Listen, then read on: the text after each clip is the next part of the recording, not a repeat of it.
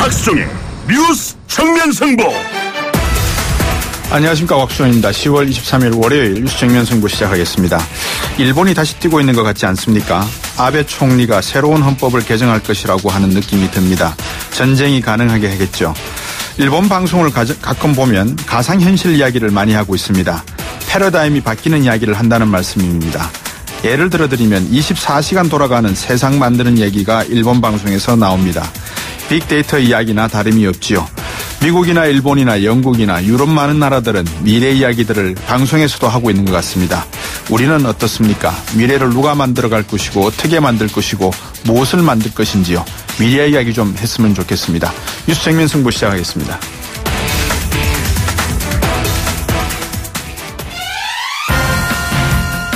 제가 준비한 순서입니다. 1부에서는 국민의당 안철수 대표가 구상하는 중도 통합.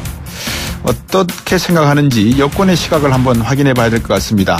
이 통합에 반대하는 국민의당 내에 호남 중진 의원 일부가 당을 나와서 민주당에 다시 들어갈 수도 있다, 이런 전망 나오는데요. 저희 방송에서 늘 하던 이야기죠. 그리고 청취자 여러분들께서도 쉽게 예상할 수 있는 그런 얘기고요. 정치라는 게 어디 뭐 떠나겠습니까? 더불어민주당 설원 의원 전화 연결해서 한번 여쭤보겠습니다. 앞에서 일본 얘기했는데요. 일본 정치 상황도 한번 짚어보겠습니다. 중의원 선거 끝났죠. 자민당의 압승이라는데요. 전쟁이 가능한 국가로 개헌을 강하게 밀어붙일 수 있게 되었습니다.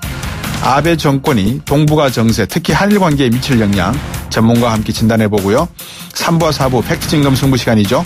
오늘은 이 팩트 전문 미디어 뉴스톱의 김준일 팩트체커와 시사인 고지열 기자와 함께 신고리 오리코기 공론화위원회 이 성과와 남은 과제 한번 팩트 체크해보겠습니다.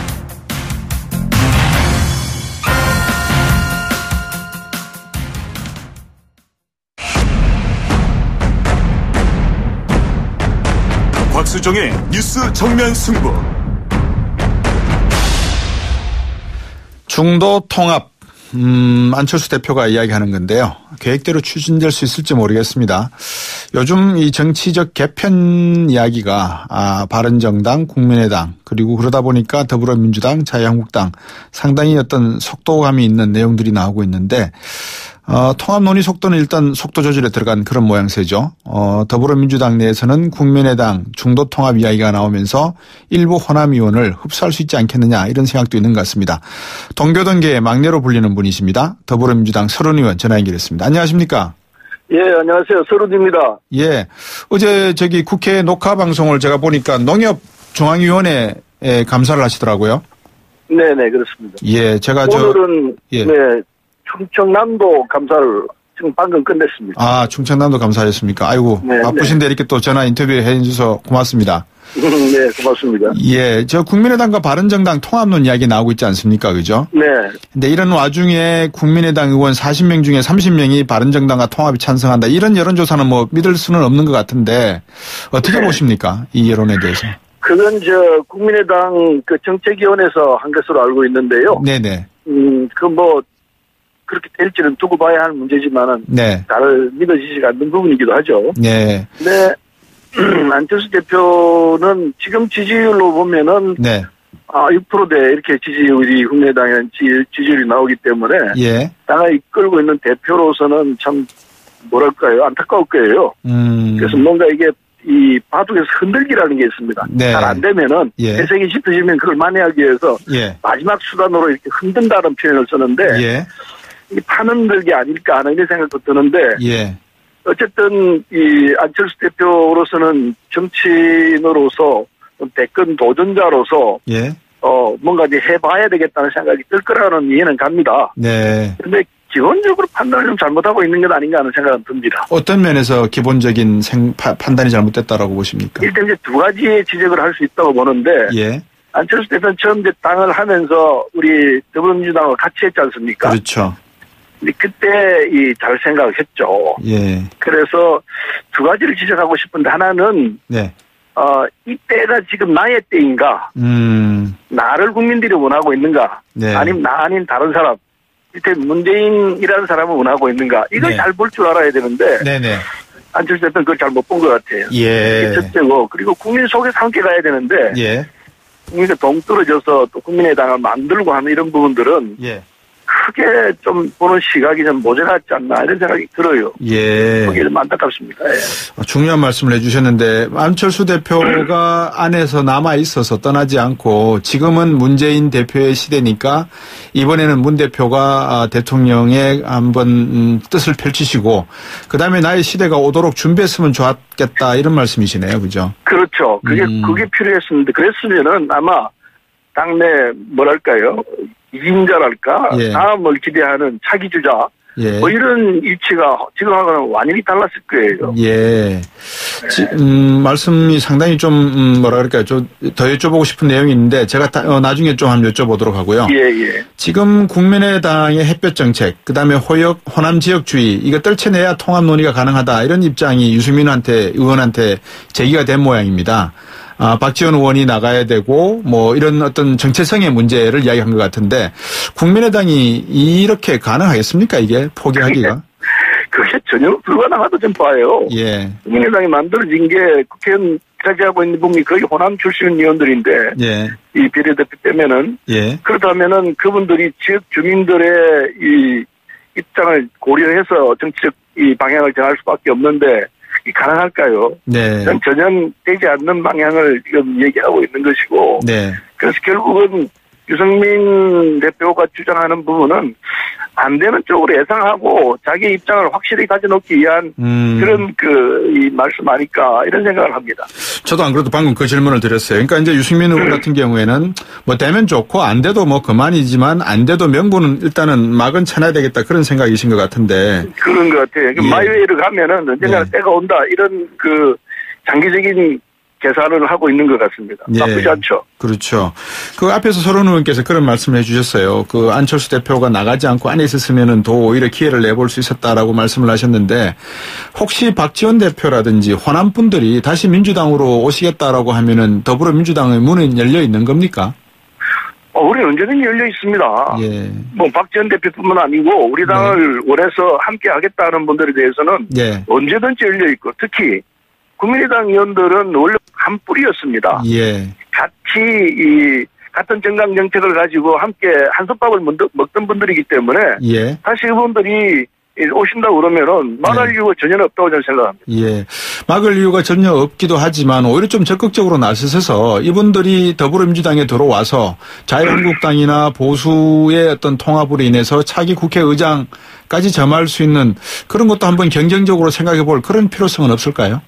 저는 항상 그걸 주장했습니다. 예. 근데 당내에 예. 만만치 않은 그 논리에 대한 반대가 또 있습니다. 왜 어떤 논리입니까? 정치는 항상 경쟁자가 있게 마련이고 예. 그래서 보는 시각이 또 당내에 같을 수만은 없습니다. 예. 그래서 이 국민의당 분들하고 합치는 부분에 대해서 반대 의견을 가지고 있는 사람들이 꽤 있기 때문에 이게 쉽게 이게 되는 것 같지가 않습니다. 어떤 논리로 국민의당과의 합당을 반대하시는가요?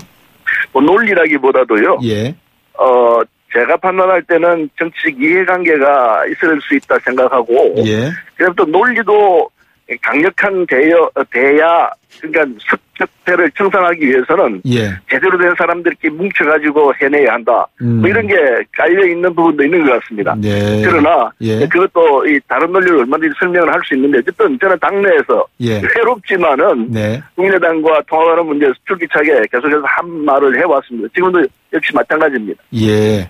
우리 서른 의원께서는 어떤 의미로 그러면 국민의당과 통합을 해야 한다? 아까 말씀 주셨던 한 뿌리이기 때문에 그 뿌리가 첫째이고 그다음에 이게 이제 여소야대 국민이지 않습니까? 그렇습니다. 그래서는 전국을 운영할 수가 없습니다. 예. 그래서 우리가 갖고 있는 정책을 펴고 국민으로부터 지지를 받으려면은 국회에서 정리가 돼야 되는데 국회는 여소야대이기 때문에 얼마든지 이 야당이 여당을 흔들고 여당의 정책을 말하자면 방해하는 결과가 나올 수 있게 돼 있습니다. 구조적으로 그렇습니다. 따라서 이 구조를 깨지 않으면 안 되는데 구조를 깨는 유일한 방법은 국민의당과 우리가 뜻을 같이 하는 것. 그것밖에 다른 길이 별로 없는 것 같아요. 예. 그러면 방금 말씀 주셨던 어떤 구조적인 문제를 깨기 위한 것, 그중에서 하나가 또 국회 선진화법이 있지 않습니까? 그렇습니다. 국회 선진화법이라든지 어떤 국회 내에서의 어떤 합의를 볼 수 없도록 만들어 놓은 이런 법안을 조금 수정하시거나 개정하실 생각은 없으신가요? 그건 하고 싶지만은 예. 그게 또 선진화법 때문에 안 되게 돼 있습니다. 아, 그렇군요. 달기 먼저 내리는 구도로 돼 있는데 네. 그래서 그게 잘 안 되기 때문에 결론은 네. 이런 숫자가 많아지는 수밖에 없는데 네. 선거는 지금 2년 반이 남아 있지 않습니까? 그렇습니다. 그 기간 동안에 계속해서 이런 여소야도 국면에서 여당이 국정 운영을 제대로 운영 못하는 예. 이런 결과가 나오기 때문에 이걸 혁파해내는 방안이 없이는 네. 참 힘들다고 봐야 되죠. 예. 안철수 대표가 지금 와서 다시 더불어민주당과 손을 잡기에는 좀 부끄럽고 미안하고 아니면은 자존심이 좀 상하는 부분이 있지 않겠습니까? 그런 부분을 좀 어루만져 줄 필요는 없을까요? 정치는 그런 걸 과감히 떨쳐나가고 자신의 잘못해서 과오를 인정하고 국민 앞에 내가 잘못 생각한 것 같습니다. 예. 다른 방향으로 가겠습니다. 이러면 또 국민은 얼마든지 받아들이죠. 예. 그런 결단과 그 앞을 보는 이 해안이 필요하죠. 예. 문재인 대통령도 그러시고 저번에 보니까 이 녹색 넥타이를 메고 나오시면서 국민의당과의 필요한 어떤 연정, 연합, 이 상당히 관심이 많으신 것 같은데 추미애 대표 생각은 어떻습니까? 추미애 대표는 그 부분에서는 같이 얘기를 안 해봐가지고 잘 모르겠습니다만은 예. 대체로 이 구도를 정리하지 않고서는 여당으로서의 역할을 해내기가 쉽지 않다는 것은 동의하시리라고 생각합니다. 예.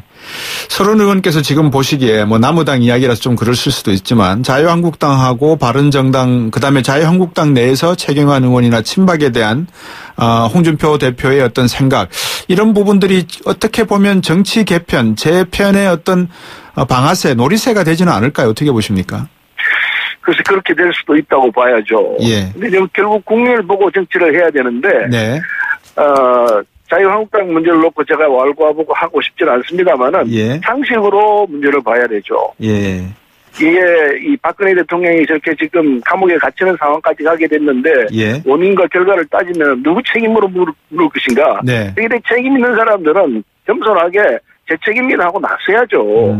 그게 최소한 국민에 대한 도리죠. 네. 근데 아무도 지금 책임지는 사람이 없습니다. 네. 이게 자유한국당의 특징이에요. 홍준표 대표를 비롯해서 누구도 내가 잘못해서 그렇습니다 말하는 사람이 아무도 없어요. 네. 그건 참 특이한 현상이에요.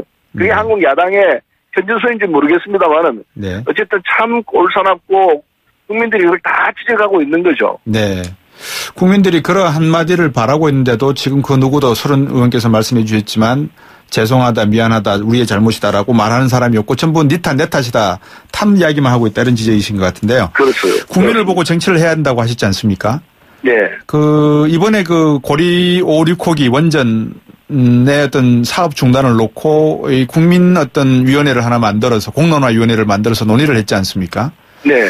이 문제에 대해서는 우리 서른 의원은 어떻게 보십니까? 이 대의기관으로. 저 반복했어요. 예. 이게 수기민주주의라는 게 예. 이게 말로만 들었던 부분인데 이게 현장에서 직접 우리가 해보니까 예. 이게 엄청나게 이게 생산적이고 대단한 거구나 하는 걸 눈이 번쩍 띄었어요. 예. 그 절묘하죠. 지금 기왕 짓고 있던 이 6,7호기는 완성을 해라. 예. 그러나 원전이 갖고 있는 여러 가지 문제점들이 있기 때문에 그건 줄여 나가라. 네. 이게 이제 국민이 결론 아니었습니까? 네. 그래서 단기적으로는 하되 장기적으로는 하지 마라. 예. 이게 정말 정답이라고 저는 생각합니다. 그렇죠. 이 논의하면 답이 나오구나. 예. 그러면 사심을 버리고 논의하면 답이 나온다는 걸 정확히 가르쳐줬습니다. 예. 역시 국민은 그렇게 현명하지 않습니까? 그죠? 그런 것 같아요. 정말 새삼스럽게 느꼈어요. 예. 근데 이제 그 과정 중에서 질문이 또 하나 던져진 것 같습니다. 어떤 질문이냐 그러면 수기민주주의라는 것은 어떤 형태로 보면 직접 민주주의 형태이지 않습니까? 그렇죠. 예. 근데 저희들은 또 간접민주주의를 택하고 있습니다. 국회라는 대의민주기관이 있지 않습니까? 제도적으로 그렇죠. 제도적으로 그렇지 않습니까? 그러면 이 역할을 어떻게 나눠야 될까요, 앞으로? 그러니까 이제 대의민주주의가 지금 할 수밖에 없는 이런 구조적인 문제인데 그걸 네. 보완하기 위해서 네. 국민들 욕구는 또 따로 있거든요. 예. 촛불 정신이 나오고 지금 수기민주주의도 나오고 하는 게 직접 민주정치에 관여하고 싶다. 예. 이게 국민들이 갖고 있는 이제 속내죠. 예. 그래서 지금 이런 현상이 나타나는데 그걸 정치권에서 잘 예. 알아가지고 예. 국민들이 직접 정치에 참여하고 싶은 그 욕구를 풀어주는 장치, 네. 풀어주는 정치 이게 이제 돼야 제대로 된 정치가 될 거라고 생각합니다. 참 이 정치를 하시면서 앞으로 숙제를 또 하나 안으신 것 같아요. 이거를 어떻게 조화롭게 이루어 가실지 그죠? 네네. 예.